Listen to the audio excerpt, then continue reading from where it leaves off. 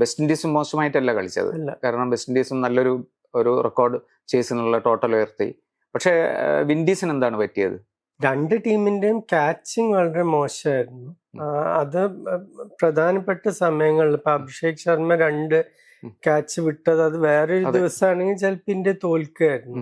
അതേപോലെ ഇന്നലെ Jason holder സാധാരണ ബക്കറ്റ് പോലത്തെ കയ്യിലുള്ള ഒരാളാണ്, സാധാരണ ക്യാച്ച് ഒന്നും വിടാറില്ല. പക്ഷെ ഒരു പ്രധാന സമയത്ത് ക്യാച്ച് വിട്ടു. അത് ഇങ്ങനത്തെ കളികളിൽ പറ്റും. ഞാൻ നേരത്തെ പറഞ്ഞ നോക്കൌട്ടിന്റെ പ്രഷറിൽ പറ്റും ചിലപ്പോൾ.